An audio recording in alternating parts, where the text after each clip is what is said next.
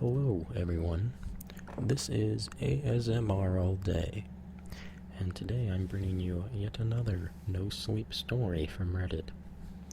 Recently, I have taken it upon myself to post to the no-sleep comment subreddit, and I was given the chance to communicate with various authors on the no-sleep Reddit. A couple of them requested that I read some of their stories, and I have made a list, and I will be continuing to upload those throughout the weeks. If you are an author or a reader and you have one that you would like me to read, feel free to find the subreddit and look for my post. The Reddit name is the same as my YouTube name. It is MR All Day. And if you can't find that, feel free to leave a comment in the YouTube video below. This one is called Fun Challenges in Korea, and I will make sure that I credit the author as well as put a link to the description below.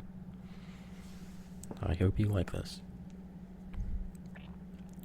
Whenever I have any type of free time, I like to indulge in my favorite hobby of all time, seeing what people will do for money. I've gotten quite good at convincing people to do things by offering a good amount of money while having a camera and a microphone, claiming it's for a YouTube video. I'm currently in South Korea, so the only hard part is to find a foreigner that is good at speaking English. Luckily, there is a park nearby my house where a lot of foreign teachers will walk around and meet other people that speak their native tongue. Today, a man in his late 20s caught my eye, so I decided to approach him.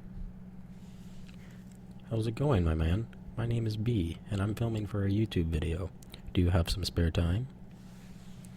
Of course he says yes, and asks which channel I'm posting the video. I give him my business card with my YouTube channel name on it, and we are ready to proceed with the fun. "Alright, sir. What is your name?" "James." "Great. The first challenge is for $50. It's extremely easy. Just tell a random person you love them." It's silly, but there are people who are not able to complete this challenge. However, he without hesitation goes up to the closest woman and tells her that he loves her. Afterwards, he quickly explains that this was for a YouTube video, which makes it annoying, because it's just another thing for me to edit out. On to the next challenge. For $200, the challenge varies depending on the person. For him, I decide to make him go up to a random guy and hold his hand for at least 10 seconds. Without giving it a second thought, he goes up to the first guy that walks past him and grabs his hand. Out of pure shock, the guy holds onto James' hand without trying to let go of his hand for 7 seconds.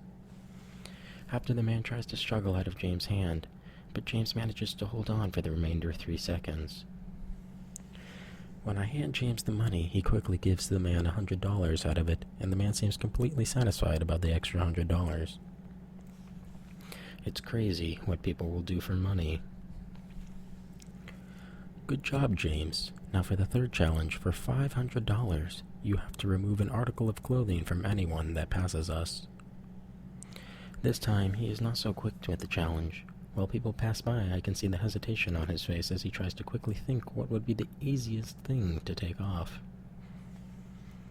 After 10 minutes of waiting, I tell him he needs to find someone in the next 2 minutes, as I believe he has had several great opportunities he's passed by.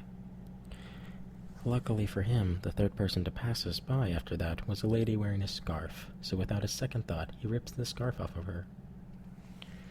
Stunned, she just stares at James while I hand him $500. James, the nice guy that he is, hands her $100 and explains it was just for a YouTube video.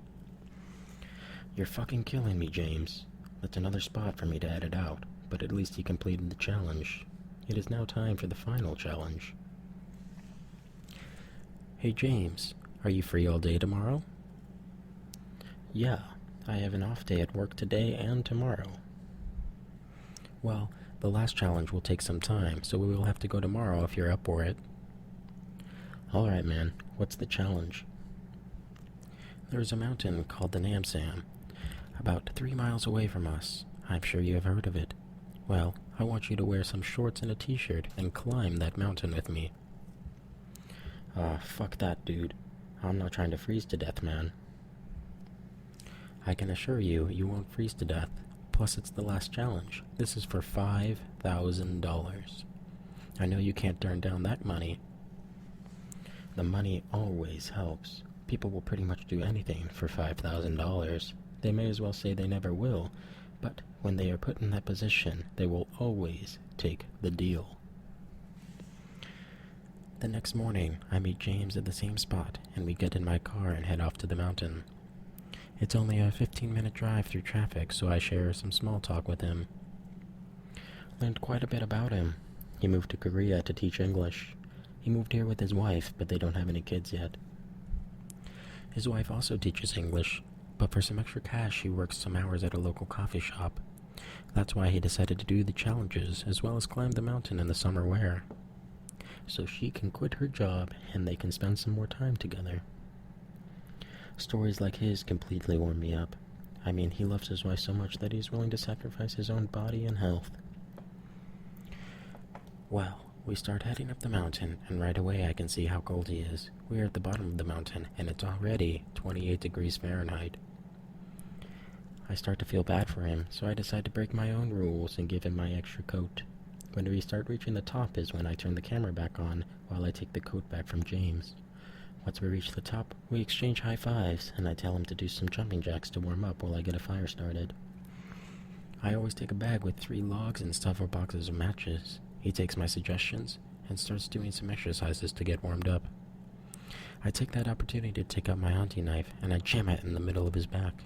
Slicing down, I can see his spinal cord is separating away from the back muscles and ribs. I can't look him in the face as I do it because I can feel the look of betrayal on his face. Once I reach the bottom of his back, I slice his neck to make sure he dies quickly. Once I make sure he's dead, I cut a small piece of his bicep off, put it on a stick, and place it over the fire.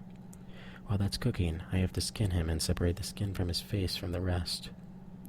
Then take a picture of the facial skin and place it over my face as I take a bite from his cooked bicep. Cut up the rest of his body so that can be eaten and bury the rest of the scraps. Am I a cannibal? No. I do have a delivery I have to make tomorrow. Like I said, it's crazy what people will do for money. I hope you guys enjoyed that. This was a pretty interesting story, if you ask me. Although a bit shorter than some of my other ones, I enjoyed reading it. And I really hope that you enjoyed listening to it. Once again, if you're interested to see some of the other stories that this author has submitted, you can check out the link in the description and follow through his Reddit. If you are an author or a reader, once again, you can comment me, send me a message, or contact me through social media if you want me to read any of your own stories.